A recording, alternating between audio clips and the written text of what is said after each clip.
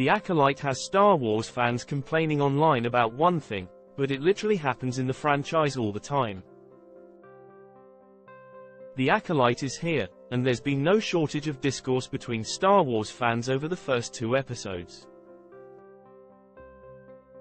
While critics were largely on board with the High Republic story, a growing number of people seem less impressed with what they watched so far, and are sharing such grievances online.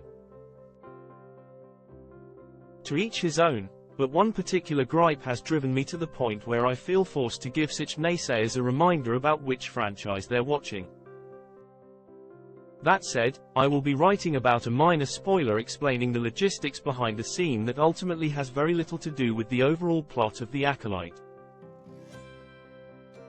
If you haven't seen the episodes yet with a Disney Plus subscription and wish to remain completely unspoiled, proceed at your own risk.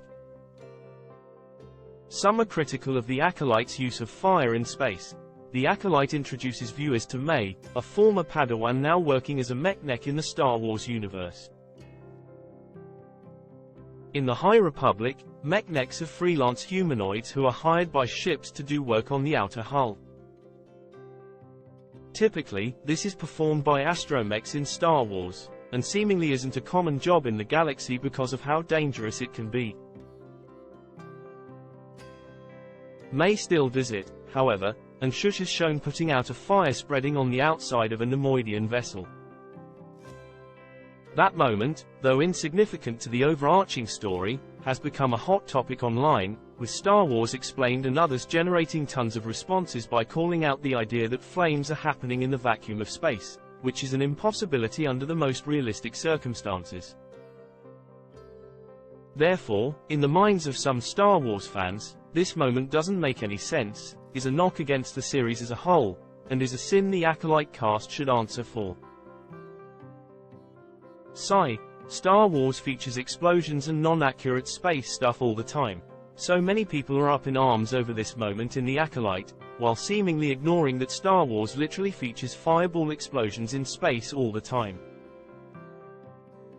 Sure, maybe not always a sustained fire as the one seen in The Acolyte, but still something that doesn't line up with what science has told us. Yet those moments aren't fueling the same kind of complaints. In fact, there's a lot we see in Star Wars that isn't in line with what typically happens in the vacuum of real-life space. And don't expect huge changes in upcoming Star Wars movies and shows. For example, there are not enough atoms bouncing around to create sound, but George Lucas Company never shied away from the noise of lasers blasting and ships exploding. Also, when Leia was in space, why didn't her lungs explode? And if the Millennium Falcon is truly the fastest hunk of junk in the galaxy, why isn't NASA constructing one right now? Okay, I guess that one's not on the movies themselves. The point I'm trying to make here is we could continue to nitpick Star Wars projects for not being scientifically accurate and never get anywhere positive, or we could acknowledge that the universe's rules for space were never rooted in hard science in the first place. This is why writers for the franchise don't know how fast hyperspace is, or why it always seems that the only time Wookiees speak are when there's at least one English-speaking creature around to translate. Star Wars fans are allowed to like or dislike The Acolyte, but such opinions probably should harbor on scientific justifactions within a universe that never adhered to those rules. I think it's fine for there to be a crowd critical of the series for plot reasons, such as the idea that the Jedi are too powerful, and I guess I'm also good with everything who loves the Disney Plus series for Yord alone. In any case, I don't think the backlash is so great it'll impact the show, possibly getting future seasons. Catch new episodes of The Acolyte on Disney Plus on Tuesdays. I'm looking forward to seeing more of the High Republic era in Star Wars and maybe some characters that could get their own stories somewhere down the line.